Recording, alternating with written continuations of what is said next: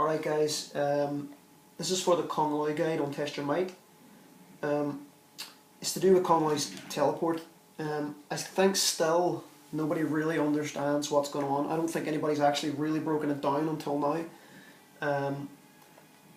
I think even when Kung Lao players use it, when they get punished for it, they kind of just think, well, I got punished for it, the opponent made a read, but what about now when I hit the opponent and I still get uppercutted? Why is that happening? And people just take it for granted. They don't really care. They just think, oh, well, I got punished, big deal, it's the teleport. And when they hit the opponent and they get a block string out of it or a throw, they kind of just accept that it's because I hit the guy. And there's no real questions asked after that. They just leave it as is. And I'm going to sort of break down the teleport for you. And for me, it's vitally important to understand, why was I able to hit the opponent? Why was I punished for what I done? And how come I hit the opponent with a teleport but I still got hit? And how come sometimes I got a combo off him? These things are important to me, and it's important that I understand exactly why things are working and why they're not working. So I'll go through the first thing. Everybody knows the online thing. People use the teleport. All they want to do is get a teleport and combo off it and do their little roll into X-ray. That's all they want to do. And we know that you do it at the highest point, it will still combo, it'll give you a block string or whatever. And that's all fine, that's great. We know you can be fully punished for it and whatever. But the thing about it is, you can do early threes.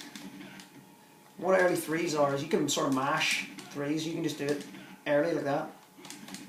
So, the thing about it is, on hit, you're 0 frames. On block, you're 0 frames. You have absolutely no advantage whatsoever from doing this. I see people do this to me all the time, and they think they can just do a throw, or they think, I can just do this, and they just start throwing shit out as if they're allowed to do it. But the fact is they're not. You're not allowed to just do shit. You know what I mean? That's not how it works. Let me give you an example. I'll tell you exactly why it doesn't work. It's very simple. This is 10 frames and it's high. This is 9 frames. 9 frames. It's only 1 frame faster than that. This will whiff on neutral ducking opponents. This is 7 frames and it will whiff on neutral ducking opponents. And if they're trying to down 3 you at any time that you do this or this, you'll get beat out. If you try to down 3 when they down 3, they'll beat it out, because this is 9 frames, it's faster than that. This whiffs, and this whiffs under a down 3. So you're never going to beat the opponent. If you do an early teleport 3, and they guess that you're going to do this, this, or this, or this, they're going to beat you out with a down 3. Some characters will completely uppercut you out of it, every time. You can't just assume you've got the right of way to do what you want here. You don't, you're at 0 frames. Now, if you do hit the opponent with an early 3 and get a 1-1 grab, or you just get an early 3 throw, it's because they hesitated. The reason you got that wasn't because you were just allowed to do it. They hesitated. They froze up and they allowed you to get the throw. Same with the down 3. They were mashing out 1s or something, and oh shit, they were mashing out 1s and you were able to down 3 them. Or they were just standing still and you got your advantage. That's it. You're not allowed to just rush down. It's only if they hesitate and you think, yeah, I'll get in. That's why that happens. The only way you'll ever beat out an opponent is if you do early 3 spin. Now, the reason that works is because that's 0 frames now, and that's 6 frames, and it will beat all pokes. But as you can see, it's not the best thing to do, because it's fully punishable, even on hit. See, there's no advantage. You can't just do that. If you try mash out, like 1s, I'm going to mash 1s, as if I'm going to do 1-1-2, 1-1-2 after it. See, your string just doesn't come out because you can't immediately combo directly after the string either. I see this happen a lot here. That, because they're just mashing, it doesn't work. Now, that's why you're getting poked out. The idea of this is to get in. That's all it's for. That's the tool, that's why it is. Now, let me tell you your options, right? most opponents will just start mashing an uppercut there, right? If they mash an uppercut, you bait the uppercut, you blow it up with a combo. Same with that. Down 3 will get your advantage. So, you can also cross them over if they sort of freeze up. If they hesitate, you can do it, but that's all a risk. That's all reading. You can, if they think we're at down 1, bait the down 1 and blow up the down 1 on block. Punish it with a spin. Now, this is the stuff that took me ages to figure out, and it's quite inconsistent. And it's what happens when the opponent's on crouch. In fact, just neutral crouch. Early 3 stall whiffs. Will always whiff, right? Even on block. Stall whiffs. You have to do this if you want it to hit, but it's the comboable version. You have to do it at the lowest possible moment to the point where it won't even come out. Right, that's very hard to do. It's very frame specific. So you have to actually be on the way down to do that. Weird thing about this is, we've already established that this doesn't hit if you're in front of the opponent on block, right? But if you do 1-1-2, teleport early 3, it will hit them. So that, you think that makes sense? Well, I got my block string out,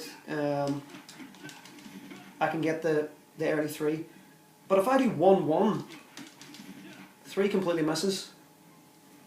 Let me show you something else weird. If I actually hit the opponent with 1-1-3 and they don't block, it will whiff. But if I do 1-1,